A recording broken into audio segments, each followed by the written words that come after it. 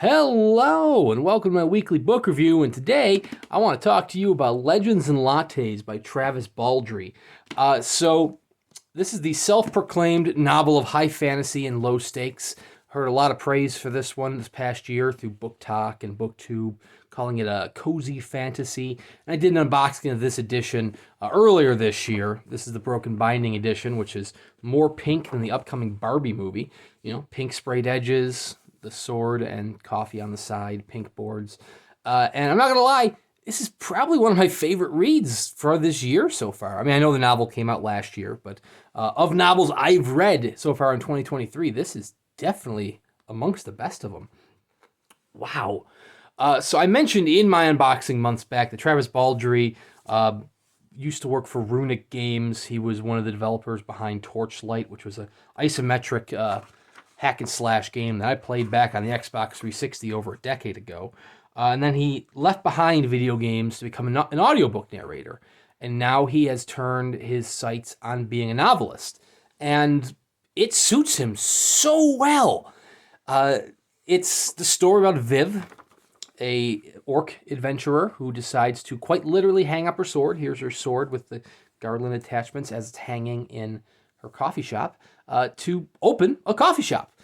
So she's going completely against typecasting, completely against stereotypes to open coffee in a city that's never even heard of it. And along the way, she, with the assistance of Tandri, a succubus, who's her employee, Thimble, who I didn't realize till after the fact is here on the back cover. He's not what I pictured at all. He's a ratkin. He looks a little mousy there. I kind of pictured him more radish.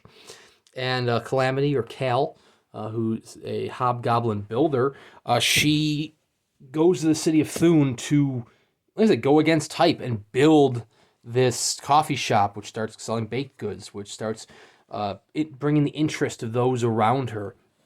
And even though, as I said, it's cozy fantasy, even though there's not really any sword and sorcery here, there is some magic, and there is technically a sword, but not really any bloodshed from said sword, other than the very first, prologue. It's not the most action-packed in terms of, direct action, but it still keeps you entranced, and that's the magic of it. Chapter after chapter. This is a novel that is definitely character-driven.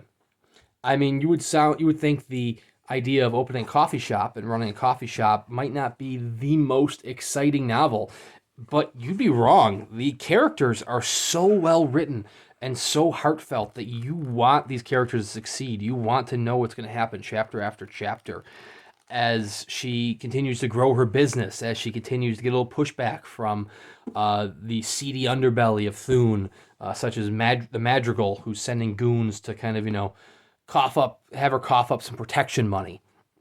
And Viv, who doesn't want to turn to bloodshed because she's left that world behind, has to find other means. And wow, it is delightful. That is the word I would use to describe this novel. Delightful. It's, if you're a fan of fantasy, if you ever played Dungeons and Dragons and want to know, what the characters are doing after the quest is ended, this is the novel for you. It is, wow. Like I said, one of the best reads I've had this year. I was not expecting it to be as good as it was. I didn't want it to end. And then when it did end, I was like, well, I want to read more about it. And the physical copies, this is the Broken Binding edition, which is sold out. I don't think there's any hardcover editions here in the United States. I had to import this in the UK. But there are paperback copies in the States, and they all include, from what I read online, this short story in the back, pages to fill. So what's great is when you read the novel, you get this little prequel short story, which is a lot more direct action-packed. There's some actual bloodshed in that compared to the novel proper, which, because it's a prequel. It's about her during her adventuring days. And it's still just an incredible story. It also has a nice little, in the back, I don't know if this is in the paperback version, it has an ingredient for thimblets, one of Thimble the Ratkin's baked concoctions, as well as an interview with Travis Baldree, which was a very interesting interview to read because you actually can draw some comparisons between him and Viv. Viv is in Orc, she was an adventurer who left behind years of adventuring to forge a new path by opening a coffee shop, similar to Travis Baldree leaving video game designing behind to become an audiobook narrator. And although I don't think he's leaving narration behind, he's going a different path, or a slightly different path now, to actually writing novels. He's kind of switched gears just like Viv has, and it's a touching story, both Baldree's and Viv's. It's like I said, this is there are great novels that are, epic adventures. This isn't necessarily an epic adventure, but there are also great novels that are very well character driven. This is one of those. It is a great novel, and it's not necessarily because of the path it takes or the adventure that you go on, but because of the characters that accompany you on this journey. They are just delightful through and through. There's me using that word again.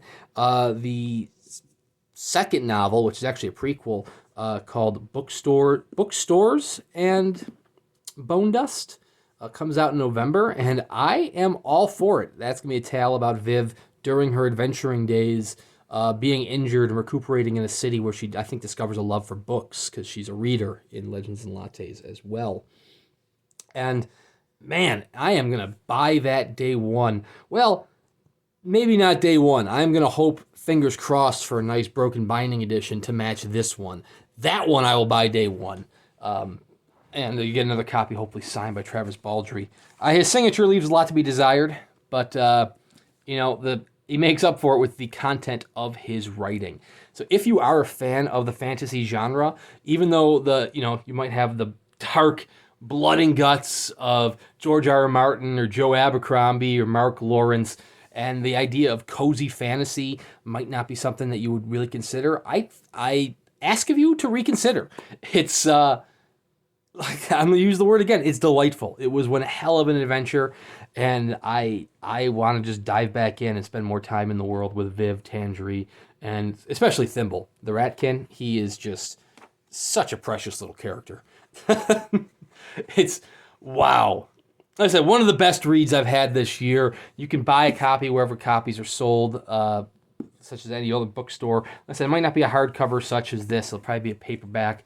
If you want a hardcover, I think every small independent bookstore or publisher in the UK did their own version. Probably an Illumicrate version. There's the broken binding version. You can get hardcovers out there on the secondary market, or they might even be available on the first market out there. But anyways, seriously, check out Legends of Lattes by Travis Baldree.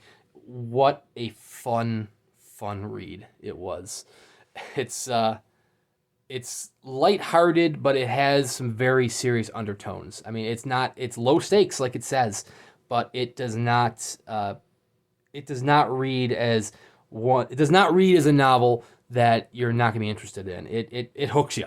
It hooks you and gets you addicted to the characters, just like those characters are getting addicted to their coffee. So I'm doing a book review every single week. Lots of unboxings in between here and there, so please consider liking and subscribing. Thank you very much to The Broken Binding for such a beautiful book, and Travis Baldree for your incredible writing. Just, wow. My hat's off to you, sir. Bravo. Thank you guys very much for watching, and we will see you around next time.